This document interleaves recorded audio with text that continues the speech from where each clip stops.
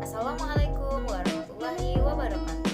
Perkenalkan, saya Seti Fadila dengan NIM 1914070099 dari kelas PGMIC. Tujuan dari membuat video ini untuk memenuhi tugas mata kuliah metodologi pendidikan. Tugas ini adalah mereview tugas pada pertemuan minggu kedua sampai minggu ke-14. Selamat menyaksikan. Materi yang pertama adalah isu-isu pembelajaran. Materi yang terdapat dalam isu-isu pembelajaran diantaranya 1. PJJ daring dan luring. PJJ adalah pembelajaran yang dilakukan secara terpisah antara pendidik dan peserta didik menggunakan komunikasi, teknologi, media yang berbeda. Sedangkan PJJ daring adalah pembelajaran jarak jauh tanpa tatap muka menggunakan jaringan internet. Bisa menggunakan via Zoom Meeting, Google Meet, dan berbagai aplikasi lainnya. Sedangkan PJJ luring atau pembelajaran offline adalah pembelajaran yang sama sekali tidak menggunakan jaringan internet. Materi yang kedua adalah keterampilan abad 21. Pengertian.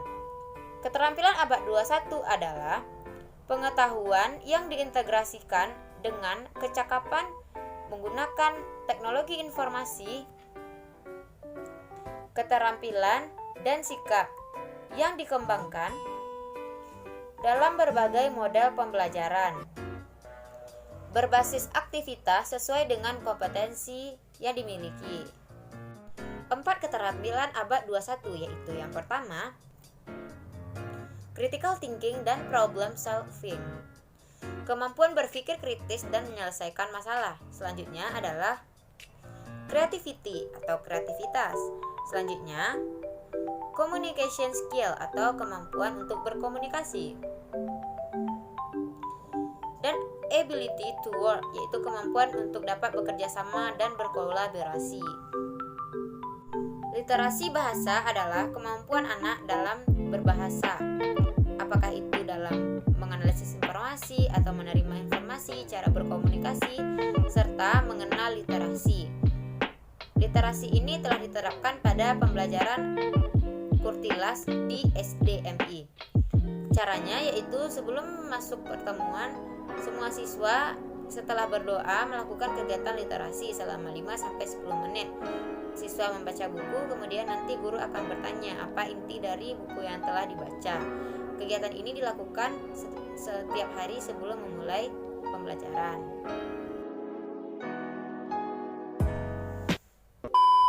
Literasi matematika adalah kemampuan siswa dalam mengolah, memahami, merumuskan, serta menginterpretasikan matematika dalam berbagai konteks.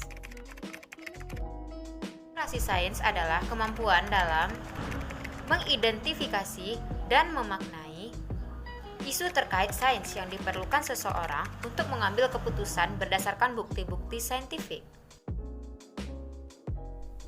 Materi selanjutnya adalah PISA. PISA diikuti oleh 72 negara di dunia. Indonesia berpartisipasi dalam PISA sejak tahun 2000. Program penilaian pelajar internasional ini dilakukan 3 tahunan, yaitu untuk menilai kemampuan siswa yang berumur 15 tahun. Dilaksanakan oleh Organisasi Kerjasama Ekonomi. Soal PISA memiliki karakteristik tingkat kesulitan C1 sampai C6. Selanjutnya adalah TIMSS. Trend in International Mathematics and Society Study. TIMSS adalah kecenderungan arah matematika dan sains yang berkembang, berdiri pada tahun 1945. Diselenggarakan 4 tahun sekali, ditujukan kepada siswa 4 SD dan 8 SMP. Diselenggarakan oleh IEA. Selanjutnya adalah keterampilan proses sains. KPS adalah kemampuan siswa yang didapat dari melakukan penelitian atau penemuan sains. KPS terbagi dua, yaitu KPS dasar dan KPS terpadu. KPS dasar terdiri dari observasi, klasifikasi, mengukur, komunikasi, menyimpulkan, prediksi. Sedangkan KPS terpadu terdiri dari merumuskan hipotesis, mengidentifikasi variabel, membuat definisi operasional percobaan, dan interpretasi. Hakikat IPA. Hakikat IPA adalah makna alam dan berbagai fenomenanya yang dikemas menjadi sekumpulan materi atau konsep melalui serangkaian proses ilmiah manusia. Materi selanjutnya adalah gen Z, gen alpha, dan gen digital. Gen Z atau generasi Z adalah generasi pasca milenial, yaitu generasi kelahiran tahun 1995 sampai dengan 2010. Saat ini ada sekitar 2,5 miliar gen Z yang ada di dunia. Sedangkan gen alpha adalah gen yang pertama kali lahir di dunia digital dan sudah sangat melek dengan teknologi. Gen digital adalah generasi digital. Kelemahan dan kekurangan dari gen Z, gen alpha, dan generasi digital. Yang pertama yaitu kekurangan. Kekurangan dari ketiga gen ini adalah yang pertama, tidak sabaran, instan, suka hasil yang cepat, kurang memperhatikan etika,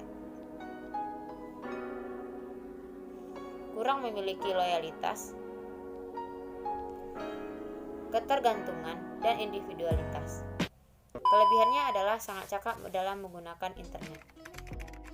Selanjutnya adalah pembelajaran tematik. Pembelajaran tematik adalah pembelajaran yang dilaksanakan dengan menggunakan pendekatan saintifik. Pembelajaran yang dilakukan yaitu pembelajaran bermakna, holistik, menggunakan penilaian autentik.